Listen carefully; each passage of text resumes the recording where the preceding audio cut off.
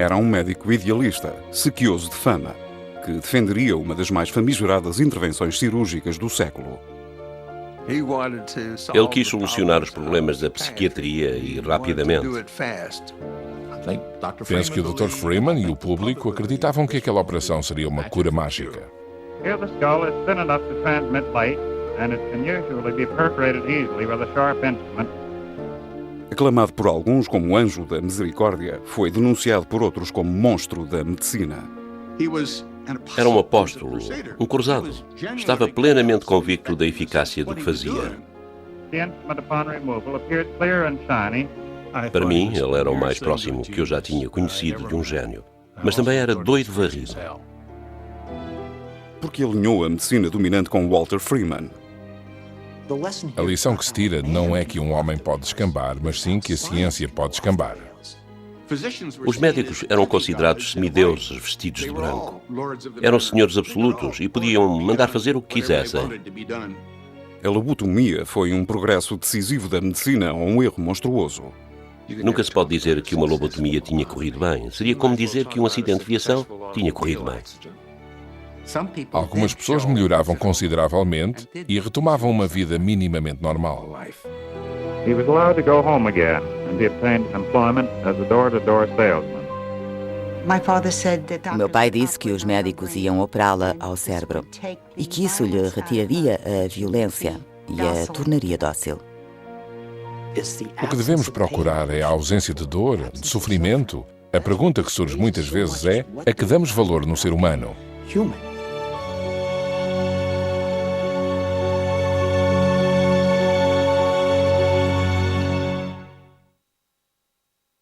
O lobotomista.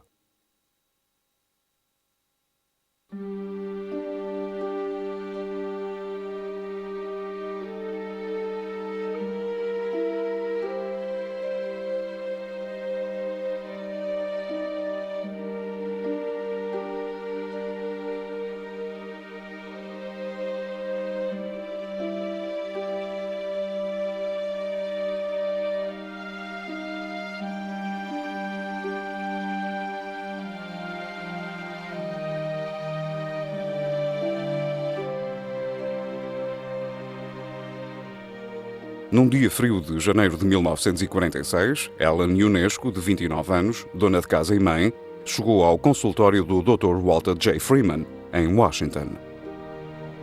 Com ela ia a filha, Angeline, de 6 anos. A minha mãe tinha sido sempre um tanto ausente. Aceitávamo-la assim. Ela era assim. Mas foi piorando. Chegou uma altura em que se sentia tão deprimida que ficava dias seguidos na cama. Lembro-me de ela apontar para o teto e dizer: "Vêem aqueles fios? É com eles que me torturam." Depois tornou-se mais violenta e agressiva. Um dia, tentou asfixiar-me. Acabámos por levá-la ao Dr. Freeman. Esta manhã examinei Ellen Ionesco. Tem ideias suicidas. Tornou-se mais ruidosa e gritava que estava muito cansada. Decidi que era inacessível e que necessitava de tratamento imediato. Quando entramos no consultório, vimos que uma das paredes era uma janela que deixava entrar muita luz do sol. Era um consultório cheio de luz e acolhedor. O Dr. Freeman entrou. Parecia simpático e muito meigo. Senti que tudo correria bem.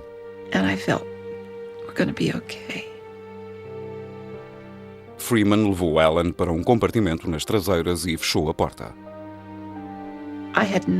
Eu não fazia ideia do que tinha acontecido lá dentro, mas ela tinha mudado radicalmente para melhor, depois de ser vista por ele.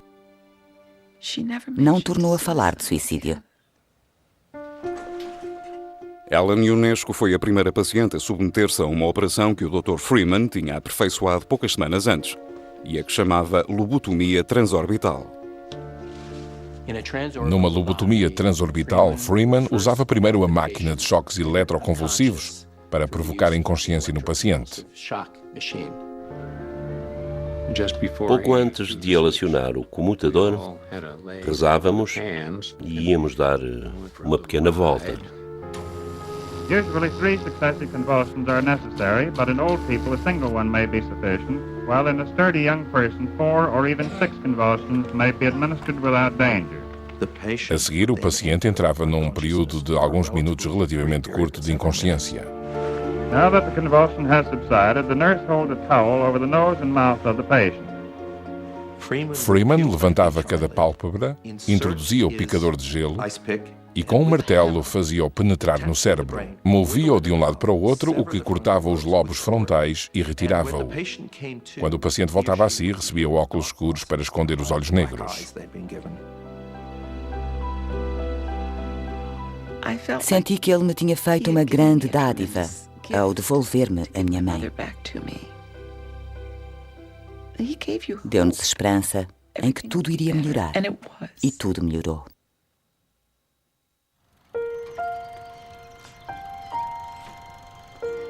"22 anos antes, em 1924, o neurologista Walter Freeman tinha chegado ao Hospital de St. Elizabeth, de Washington, um dos maiores do país para doentes mentais.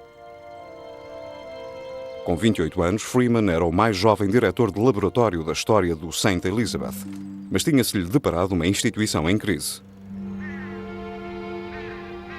Como muitos outros hospitais do Estado, o St. Elizabeth estava em declínio havia vários anos. Tinha-se tornado uma lixeira de pacientes que sofriam de depressão agitada, demência e psicose.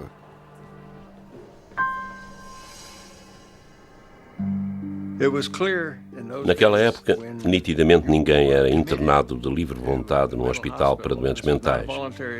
Não havia alternativa. Não havia tratamento porque ninguém poderia fazer nada. Um hospital assim era um armazém de pessoas que a sociedade queria esquecer. Havia uma população enorme de pacientes que sujavam as paredes com os excrementos, que rasgavam o vestuário, que se sentavam no chão com um ar confuso, dia após dia. Perguntamo-nos como podia alguém viver assim, como se podia obrigar alguém a viver assim. Depois de percorrer as vastas enfermarias com pacientes do Hospital St. Elizabeth, Freeman escreveu que tinha sentido uma estranha mistura de medo, repugnância e vergonha.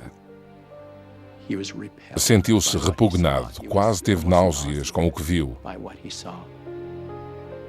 5.000 pessoas a viver sem destino. E penso que quisesse logo tentar ajudá-las de algum modo. Viu a natureza da doença como algo que exigia não piedade, mas sim uma solução. Ele quis solucionar os problemas da psiquiatria e rapidamente. Como a maioria dos neurologistas, Freeman estava convicto de que a causa das doenças mentais eram defeitos físicos do cérebro. Cientistas já tinham provado que o cérebro era constituído por zonas distintas e que cada uma controlava diferentes reações físicas, comportamentais e emocionais. Porém, ainda não tinham encontrado a origem das doenças mentais e estavam quase totalmente desarmados para tratá-las. Tentavam tratar os sintomas, não podiam tratar todos. Se uma pessoa estivesse à beira do suicídio, só podiam esperar que ela recuperasse espontaneamente da melancolia. Um episódio de melancolia podia durar 7 ou 8 meses, que seriam 7 ou 8 meses de inferno. Na década de 30, investigadores começaram a experimentar algumas chamadas terapias de choque, concebidas para reparar o circuito do cérebro doente. Alguns pacientes eram levados até ao limiar da morte com uma dose excessiva e intencional da hormona insulina. Outros recebiam metrazol, que despoletava convulsões tão violentas que era frequente causarem fratura de vértebras. Os pacientes perguntavam: "Doutor, por que me tortura? Vai matar-me?" E suplicavam que não lhes fizesse mais aquilo. Porém, depois de operados, eram menos ruidosos e mais comedidos. E depois de voltarem para as enfermarias, era frequente estarem algum tempo sem serem incómodos. Muitas vezes essas terapias de choque atuavam segundo os padrões que eles seguiam naquela época para operar. Não curavam a doença, não faziam o doente melhorar totalmente, mas reduziam alguns dos sintomas. Sim, as terapias de choque possibilitavam isso, mas com um preço. Para Freeman, as terapias de choque provavam que as doenças mentais provinham de um defeito algures no cérebro. E ele quis ser quem tinha feito a descoberta. Descendente de uma destacada família médica de Filadélfia, Walter Freeman tinha sempre sentido que estava fadado para ser alguém importante. O avô, William Keane, tinha sido durante algum tempo o mais famoso cirurgião da América. O primeiro a conseguir remover um tumor cerebral de um paciente vivo. Keane era um artista que gostava muito de realizar as suas complexas operações perante um público numeroso e admirativo. Era daqueles homens com uma energia e um entusiasmo sem limites. Um pioneiro da cirurgia cerebral que tinha sido presidente da American Medical Association. Quando era jovem, o meu pai estava determinado a ter tanto êxito quanto o avô. Depois de formar-se na Faculdade de Medicina da Universidade da Pensilvânia em 1920, Freeman casou com a economista Marjorie Franklin. O casal mudou-se para Washington, onde teve 4 filhos em 4 anos. Porém, Freeman estava cada vez mais obcecado em encontrar um tratamento eficaz para as doenças mentais.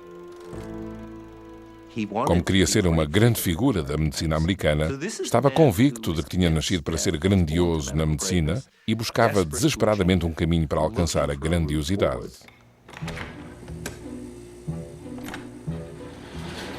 Deixando para trás a família que crescia, Freeman passou muitos dias e muitas noites na morgue da cave do Hospital St. Elizabeth, a medir e a fotografar o cérebro de pacientes mentais. Estava esperançado em que, autopsiando o cérebro de pacientes falecidos, veria a lesão física causadora da doença e em que poderia assim fazer uma intervenção cirúrgica eficaz. Mas apesar dos seus esforços, Freeman não chegou a nenhuma conclusão. Em todos os cérebros, cadáveres, nervos e sangue que analisou, ele não achou nada que distinguisse os doentes mentais graves das outras pessoas. Reconheci que não tinha feito nada de importante, recordou Freeman, quer para explicar as perturbações mentais, quer para tratá-las. Queria deixar uma marca, era impelido pela ambição. Mas tinha chegado a um ponto em que estava desiludido. A sua pesquisa não tinha produzido resultados. Então, na primavera de 1936, Freeman fez uma descoberta que mudaria tudo. Quando o seu trabalho parecia ter chegado a um beco sem saída, ele leu um monógrafo obscuro escrito por um neurologista português chamado Egas Muniz. Egas Muniz descrevia em pormenor os resultados de uma nova operação radical que tinha efetuado num grupo de 20 doentes mentais. Afirmava que, retirando pequenos pedaços aos cérebros, tinha sido possível libertar 1/3 destes doentes dos seus sintomas. Muniz nunca apresentou uma boa teoria para os bons resultados daquela operação. Como só tinha uma noção tosca de que as pessoas com uma doença mental eram tanto obcecadas, dizia que tinham ideias fixas e que essas ideias fixas talvez proviessem dos lobos frontais.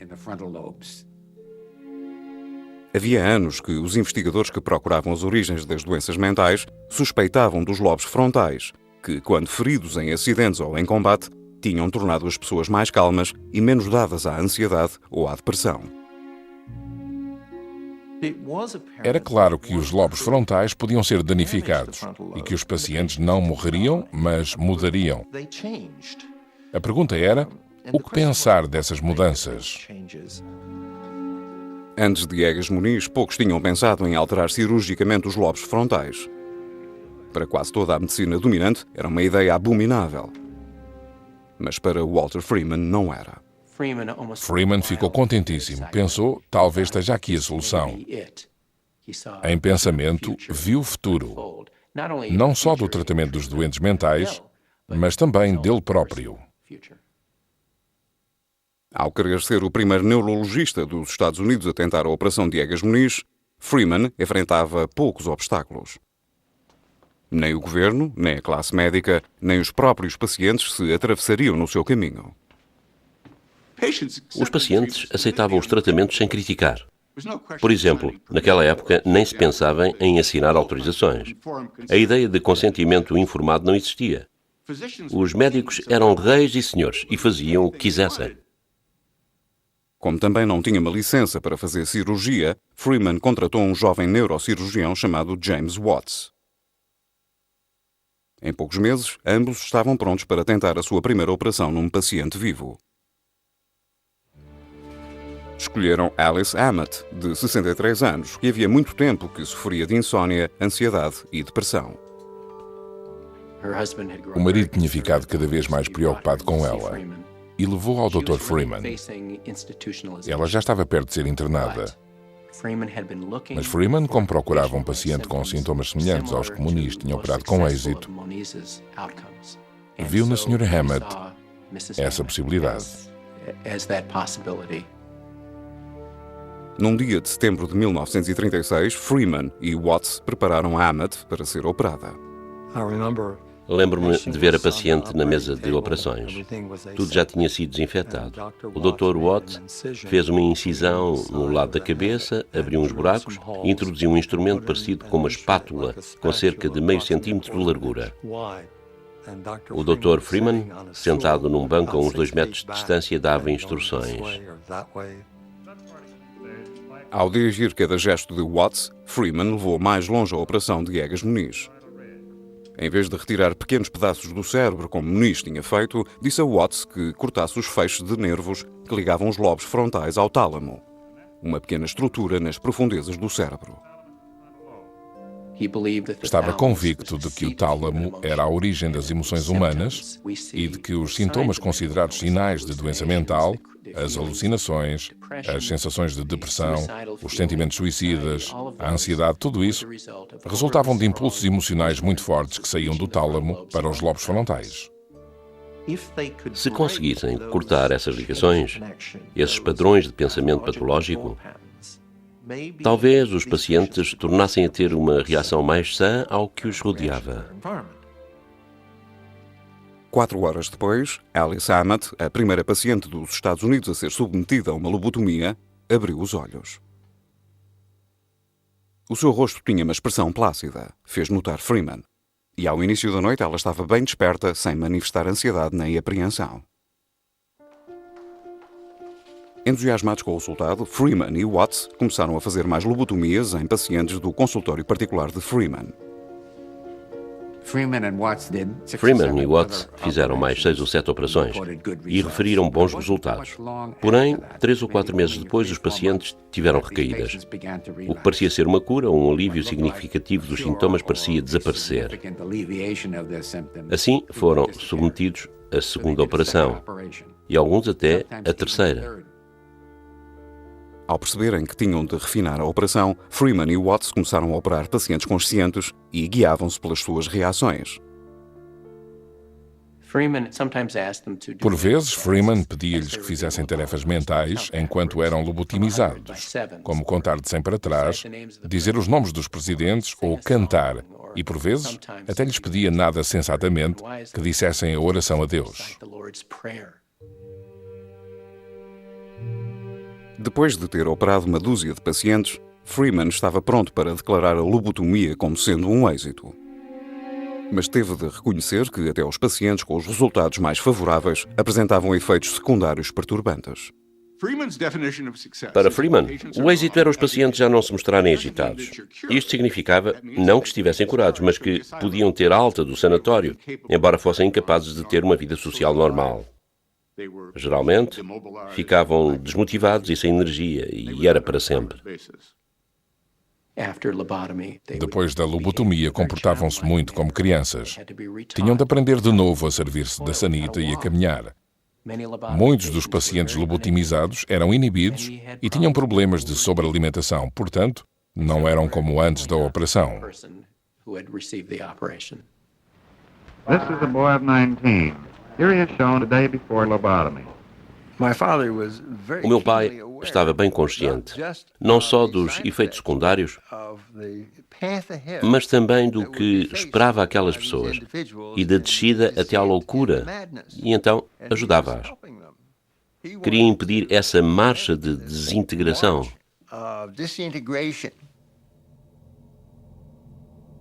Com a carga de pacientes a aumentar, Freeman e Watts foram a uma conferência médica em Baltimore para anunciar os resultados da nova operação.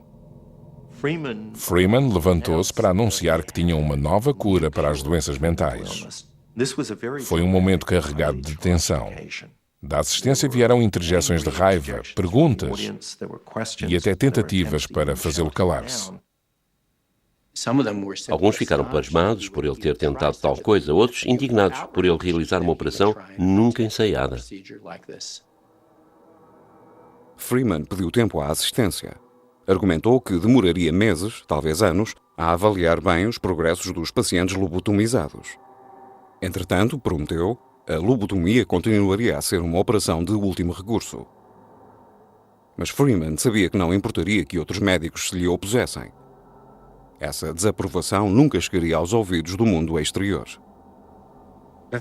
Como naquela época se considerava que era falta de ética criticar publicamente outro médico, ninguém escreveu artigos a criticá-lo. As pessoas talvez falassem entre si, talvez até lhe fizessem perguntas em reuniões, mas não escreveram nada que o impedisse de continuar o seu trabalho. Consciente do poder das relações públicas, Freeman fez um corte agressivo à imprensa.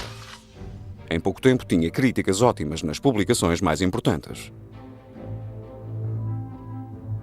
O The Washington Star chamou a lobotomia uma das maiores inovações cirúrgicas daquela geração. O The New York Times chamou-lhe Operação Cirúrgica à Alma e declarou-a um acontecimento que ficaria na história. Pensamos na ciência como sendo um processo discreto, em que as descobertas são apresentadas nos boletins médicos e analisadas pelos outros cientistas. Freeman contornou este processo, pois sabia que enfrentaria muita oposição e apoiou-se na imprensa desde o início. A imprensa, como sabia que uma operação cirúrgica milagrosa faria vender muitos jornais, noticiou logo que aquela podia não danificar o cérebro, mas sim tirar a loucura do cérebro e que iria progredir.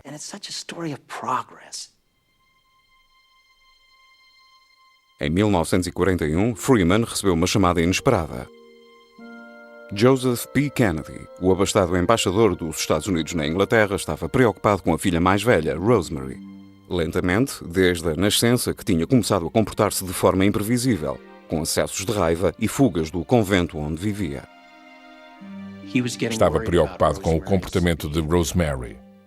Receava que ela engravidasse ou contraísse uma doença venérea que prejudicasse a família e a carreira política dos irmãos. Joseph Kennedy procurou o melhor conselho médico da zona de New England e foi aconselhado a submeter-se a uma lobotomia. Em setembro, com 23 anos, Rosemary Kennedy foi o 66º paciente de lobotomia de Freeman. O resultado foi desastroso. Antes da operação, Miss Kennedy conseguia viver com alguma independência, mas depois ficou gravemente incapacitada e teve de ficar quase totalmente ao cuidado de alguém até ao fim dos seus dias.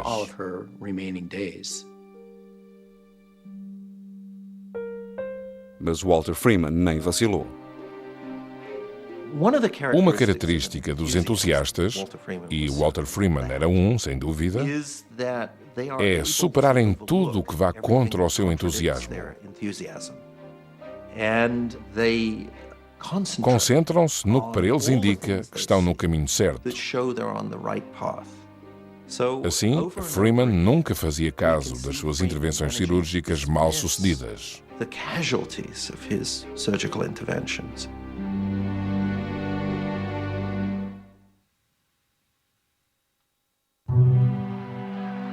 The guns are quiet now, and the oceans of the earth are filled with ships coming home. In faraway places, men dreamed of this moment. But for some men, the moment is very different from the dream. Com o fim da Segunda Guerra Mundial, veteranos traumatizados regressaram e em pouco tempo sobrecarregaram hospitais estaduais já superlotados. Every man has his breaking point, and these were forced beyond the limit of human endurance. Em 1946, a revista Life publicou Bedlam, um artigo denunciador de 2 hospitais estaduais, o Byberry, da Pensilvânia, e o Cleveland State, do Ohio. Para um país abalado com as recentes revelações das atrocidades nazis, estas imagens eram profundamente perturbantes. Subitamente a América viu aquelas fotografias que pareciam tiradas em campos de concentração. Viam-se pessoas nuas ao longo das paredes, amarradas a bancos. Ao ver aquela situação vergonhosa, o país disse: temos de fazer alguma coisa. Para Freeman, a crise nos hospitais mentais estaduais fazia lembrar as cenas de sofrimento que tinha visto anos antes no Hospital St. Elizabeth. Mas agora ele sentia que tinha um tratamento para pôr fim àquele sofrimento e consolidar a sua reputação. Porém, antes de poder ser aplicada em grande escala, a lobotomia tinha de ser radicalmente simplificada. Era dispendiosa, exigia os serviços de um neurocirurgião e de um anestesista, e uma sala de operações. E aquelas instituições, embora se chamassem hospitais, não dispunham dessas coisas. Ele necessitava de uma versão da operação que pudesse ser como que uma lobotomia fabricada em série. Após meses de tentativas e erros, Freeman convenceu-se de que tinha encontrado um caminho mais simples até ao cérebro. Cada olho está na sua cavidade orbital. Estou a pôr os dedos no cimo ósseo da cavidade orbital. Se atravessarmos este cimo, alcançaremos o lobo pré-frontal. Here the skull is thin enough to transmit light, and it can usually be perforated easily with a sharp instrument. Na nossa casa em Connecticut Avenue não tínhamos frigorífico, tínhamos marca congeladora. Os primeiros picadores de gelo saíram da gaveta da cozinha e resultaram muito bem. Turning now to the operation itself, very little preparation is necessary for transorbital lobotomy.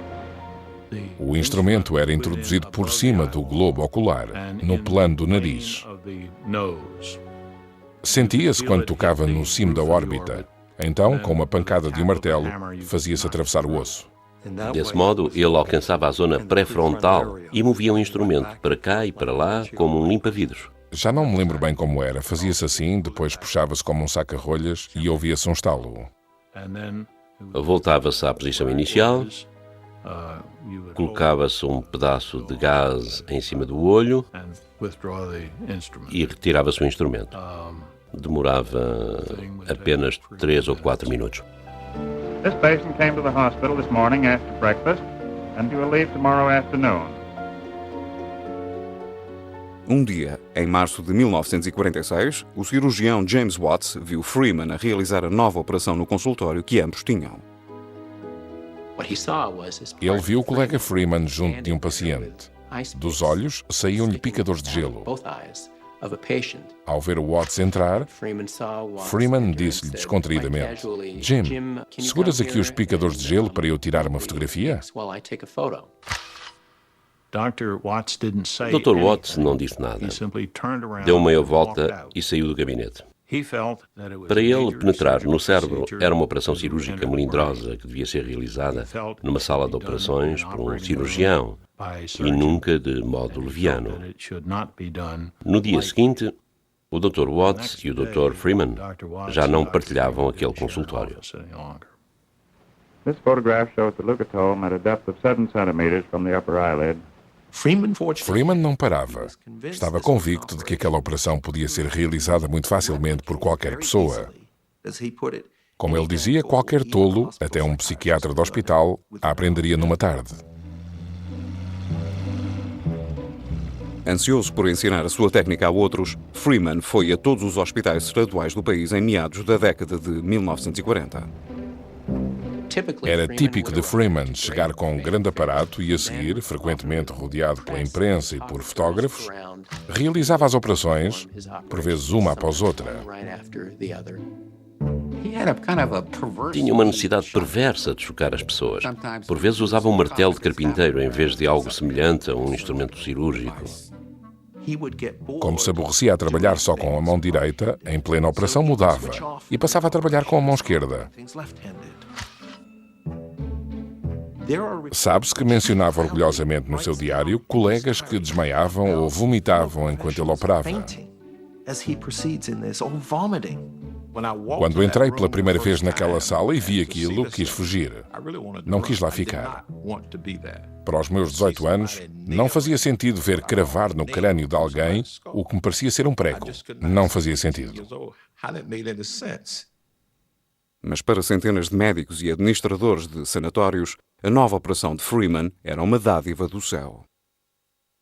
Um médico disse: "Senti que estávamos perante um dos grandes marcos da medicina moderna.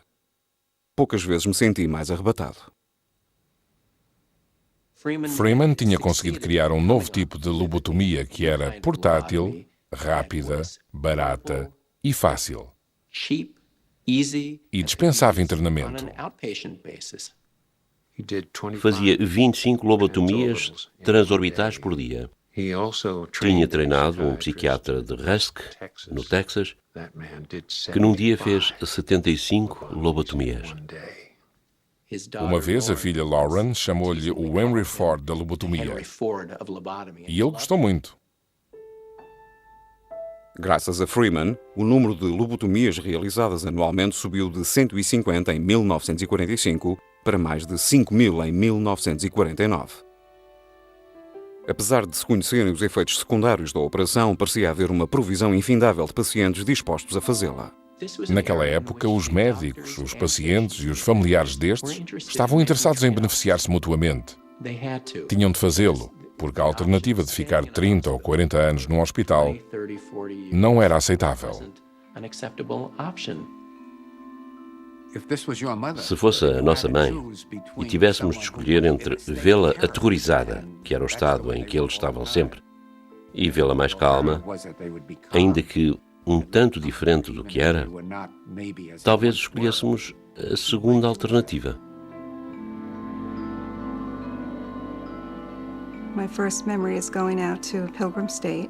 Lembro-me de quando fui ao Pilgrim State. Ao chegar ao relevado, olhei para o último piso e vi barras nas janelas. Perguntei ao meu pai por que estava a minha mãe na cadeia. Ele respondeu-me que ela não estava na cadeia, mas no hospital, e que os médicos iam fazê-la melhorar. Em finais da década de 40 do século passado, Beulah Jones, uma jovem mãe de Long Island, começou a ouvir vozes e a afirmar que era a rainha perdida da Escócia. O marido, Herbert, internou-a no Hospital Pilgrim State, onde o seu comportamento se tornou rebelde. Os médicos aconselharam uma lobotomia. Herbert concordou. Um dia ele mandou-nos sentar e disse-nos que ela ia ser submetida a uma lobotomia. Tinha falado com os médicos que lhe tinham dito que era a melhor solução. Ele tinha concordado porque estava desesperado e já não sabia o que fazer. A operação de Beulah foi uma de 12 lobotomias realizadas nesse dia no Pilgrim State. O meu pai disse que os médicos iam operá-la ao cérebro e que isso lhe tiraria a violência e a tornaria mais dócil. Do que me lembro é que a única mudança do comportamento dela foi a perda do intelecto superior. Deixou de saber ler. Mal conseguia escrever. E perdeu a memória de longo prazo. Lembro-me como se fosse agora.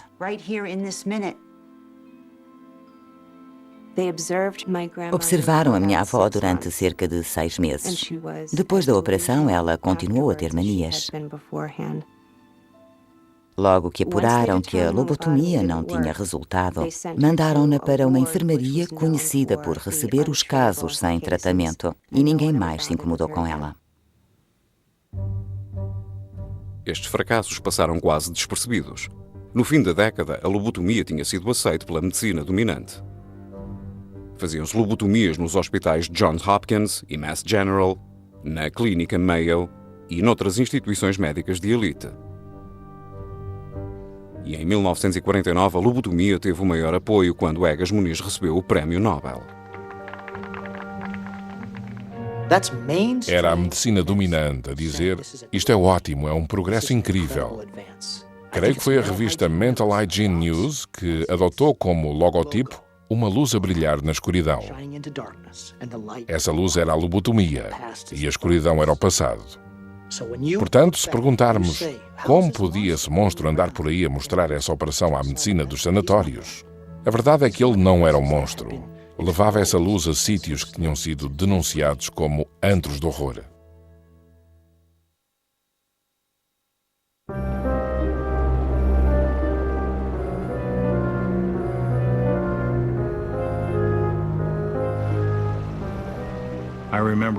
Lembro-me de uma tarde de sábado em que um homem com uma machadinha se barricou no quarto e queria matar a mulher. Alguém se lembrou de que o Dr. Freeman era o psiquiatra desse homem e telefonaram para a casa dele. Ele vestiu-se e foi lá. Bateu na porta do quarto e disse: "É o Dr. Freeman, John. Saia daí." Disse aos polícias presentes que o segurassem e fez-lhe uma lobotomia transorbital bilateral. Nos seus primórdios, Freeman tinha chamado à lobotomia uma operação de último recurso. No início da década de 50, era uma operação que realizava em qualquer altura e qualquer local. Freeman podia ir a um hospital de doentes mentais, mandar reunir e deitar em camas seguidas os pacientes com psicoses crónicas e operar um após outro. Nem se pensava em pedir permissão aos pacientes ou familiares, nem em consultar o pessoal da enfermagem. Ele era literalmente um pequeno Deus. No Hospital Cherokee State, no Iowa, 3 dos pacientes de Freeman morreram na mesa de operações.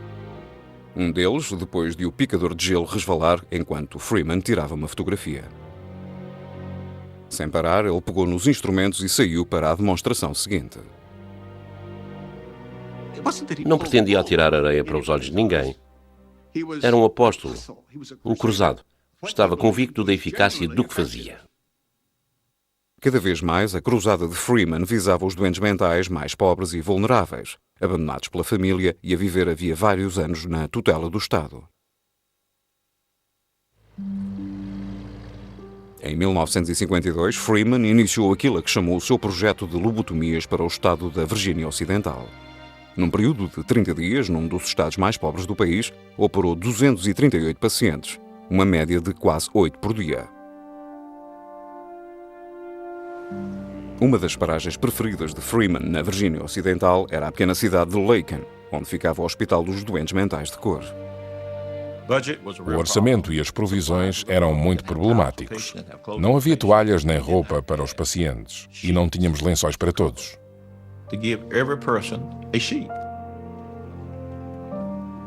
Os pobres são os que acabam na maioria das instituições mentais. Quem pode pagar outro tipo de tratamento não vai para lá.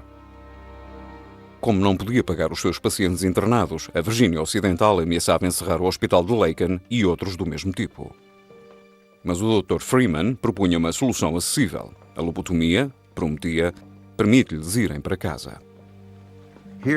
Com isso, ele deu um passo em falso numa altura em que estava em muito boa posição para aliviar a aflição mental dos doentes e aliviar o estado de carga financeira e médica. Penso mesmo que foi um passo mal dado. Penso que o Dr. Freeman e o público acreditavam que aquilo seria uma cura mágica. Porém, quando se dispara no escuro, não se sabe no que se vai acertar. Dispara-se e espera-se que tudo corra bem. Em meados da década de 1950 começaram a aparecer nos boletins médicos os primeiros estudos clínicos de longo prazo à lobotomia. A comunidade médica já podia avaliar o verdadeiro impacto da lobotomia. Algumas pessoas não podiam sair das instituições e viviam num estado quase vegetativo. Outras iam para casa, mas comportavam-se como crianças. Só umas poucas tinham empregos, mas como era frequente não se sentirem motivadas para trabalhar após 10 ou 12 anos, assim começava a ser difícil justificar a operação como sendo milagrosa perante os seus resultados a longo prazo. Muitos dos que tinham apoiado a lobotomia começaram a repudiá-la. A American Medical Association referiu que era inimaginável uma operação que destruía o cérebro poder reconduzir um paciente ao estado normal. A lobotomia, como afirmou um seu ex-defensor, não era mais sutil do que um tiro na cabeça. Os psicoanalistas freudianos foram particularmente veementes ao condenarem a lobotomia como um ataque brutal ao cérebro. Mas Walter Freeman tinha pouca paciência para quem o criticava. Os psicoanalistas não aceitavam pacientes esquizofrénicos. Não podiam ter sessões de conversa com quem pensava que ouvia vozes sair da sanita. Assim, se alguém quisesse criticar Freeman numa reunião, perguntava-lhe o que podia fazer por esses doentes, pois esse alguém não podia fazer nada. Não faziam a mais pequena ideia da aflição de uma doença mental. Ele procurava curar esses doentes e a possibilidade de eles se tornarem, digamos, nos desmazelados gordos. Era um pequeno preço a pagar por serem aliviados da intensa angústia mental. Ele fazia notar muitas vezes que a taxa de suicídios era alta entre os doentes que não suportavam esse sofrimento mental e que ele estava a ajudá-los. Muitos dos pacientes de Freeman e os seus familiares sentiam que tinham sido ajudados. Uma vez, durante um discurso perante uma assistência de psiquiatras, Freeman foi interrompido. Tirou debaixo do pódio um caixote com mais de 500 cartões de boas-festas que tinha recebido naquele Natal e despejou em cima da mesa e perguntou: quantos cartões de boas-festas receberam dos vossos pacientes? De certo se lembra do que a minha mulher passou. Ela nunca recuperará inteiramente. Mas se não tivesse sido operada por si, talvez não estivesse em condições de apreciar a vida como aprecia atualmente. Quero dizer-lhe, Dr. Freeman, que o meu irmão Abe continua comigo, feliz e despreocupado como uma criança. Que Deus o abençoe e aos seus por ter se interessado por mim e pelo meu irmão. Se concordamos em deixar fazer esta operação a alguém que nos é querido, queremos acreditar que decidimos o melhor para esse alguém. E penso que nos custaria muito viver a pensar que tínhamos causado danos permanentes e não a cura a alguém de quem gostássemos. A questão de se a lobotomia era uma terapia valiosa a um travesti médico não poderia ser resolvida só pela ciência. O que devemos procurar é a ausência de dor, a ausência de sofrimento, a ausência de preocupação. A ausência de ansiedade é uma coisa boa ou a ansiedade é o que nos faz humanos? Eis o âmago da questão. A que damos valor na mente humana? Ele tinha decidido não dar valor a certas coisas, mas isto fez surgir muitas vezes a pergunta: a que damos valor no ser humano? O destino da lobotomia acabaria por ser decidido por um comprimido. Em 1954, um novo fármaco chamado Thorazine começou a impor-se nos hospitais mentais de cada estado. Inicialmente, o Thorazine foi posto à venda como uma lobotomia química. Isto foi visto como um argumento a seu favor, que dava a entender que aquele fármaco fazia o mesmo que a lobotomia, mas sem os riscos da cirurgia. Com uma alternativa viável ao seu alcance, a comunidade médica ficou decisivamente contra a lobotomia. Havia pessoas a manifestar-se contra aquela atrocidade em encontros de neurocirurgiões e a dizer que ninguém devia ser operado ao cérebro pelas ideias ou pensamentos ou comportamentos que evidenciasse. De um dia para o outro, as oportunidades de Freeman para realizar lobotomias começaram a desaparecer. O seu gabinete na Universidade de George Washington foi fechado, os seus compromissos de ensino foram cancelados e perdeu o direito a exercer medicina no Hospital de Washington. Penso que naquela altura Freeman não podia abdicar da lobotomia, pois se o fizesse, abdicaria de ser Walter Freeman. Ele tinha-se em grande conta como o lobotomista, como o homem que podia devolver a vida aos pacientes. Pôr isso de lado, quaisquer que fossem os argumentos a favor, era demais para ele.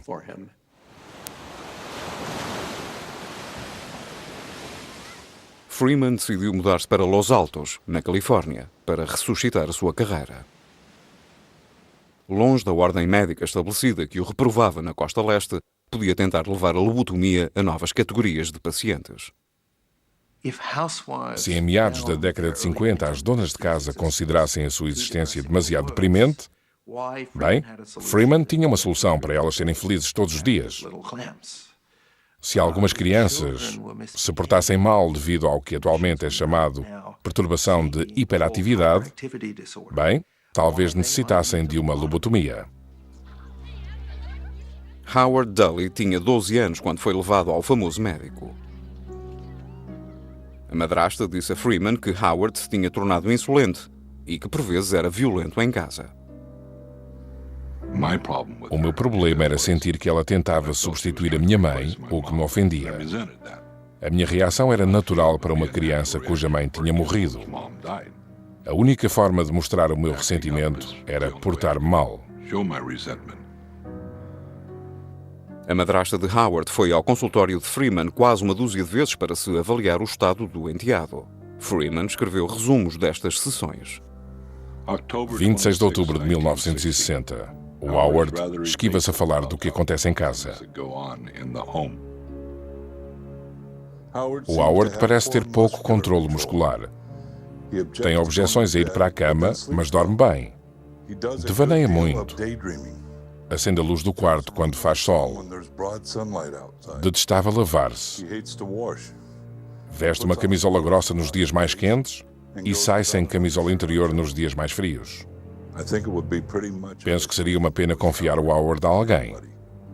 Expliquei à Sra. Dully que o Howard era inabordável através da psicoterapia e que a família devia pensar na possibilidade de alterar a personalidade do Howard com uma lobotomia transorbital. A Sra. Dully disse que isto teria de ser decidido pelo marido e que eu teria de falar com ele para convencê-lo.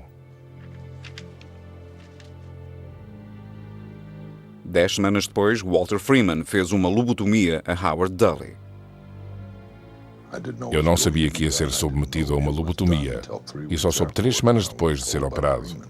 Foi Freeman que me disse. Não quis saber mais porque receava que houvesse um motivo para merecer aquilo. Era disso que tinha medo. Não sabia que mal tinha feito para merecer aquilo. Ao todo, Freeman fez uma lobotomia a 19 crianças com menos de 18 anos. Entre elas, uma com 4. Senti sempre que alguma coisa me tinha sido retirada, que me faltava algo, pois a minha vida nunca correu bem. Nem todo o meu discernimento é bom. Não tenho a energia das pessoas normais. E quase toda a minha vida tive dificuldades em tudo o que fiz. Trabalho, relações, dinheiro. Desperdicei a vida toda nisto. A vida toda.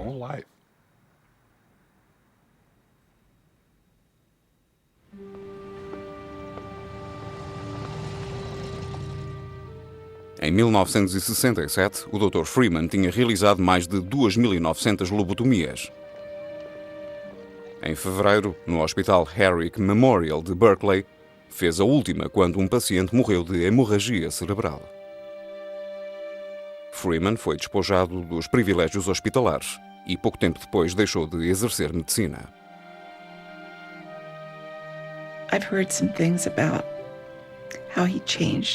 Ouvi dizer várias coisas acerca de ele se ter tornado um monstro.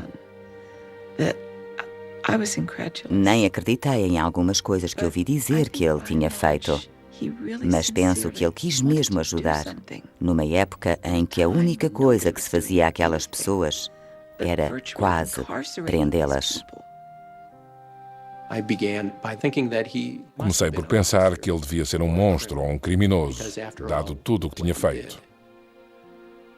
Depois, passei a considerar Walter Freeman mais como uma figura trágica, incapaz de ver as consequências não tanto da lobotomia, mas dos seus defeitos e fracassos. Penso que aquele excesso, aquela falta de discernimento e aquela ambição pessoal desmesurada o deixaram mal visto. E isso continua a afligir-me. This is Walter Freeman, MD, PhD, March 9th, 1967. I'm 72 years old now and traveling around the country. Nos seus últimos anos de vida, Walter Freeman iniciou mais uma viagem.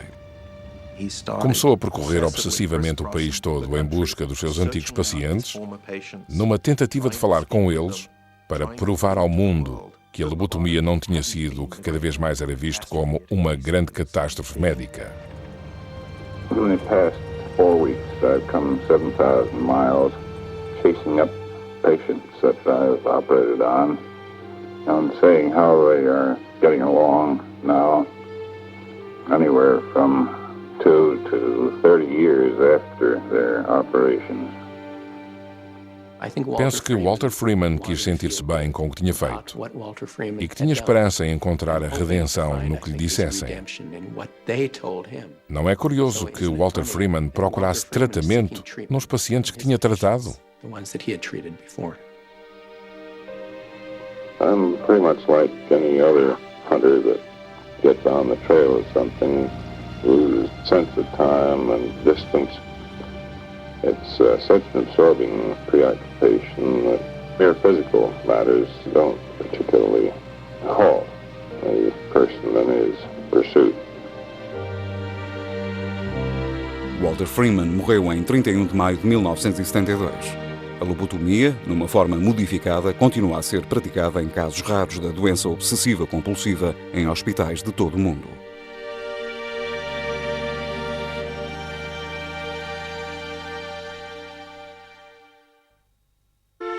Versão portuguesa, via satélite.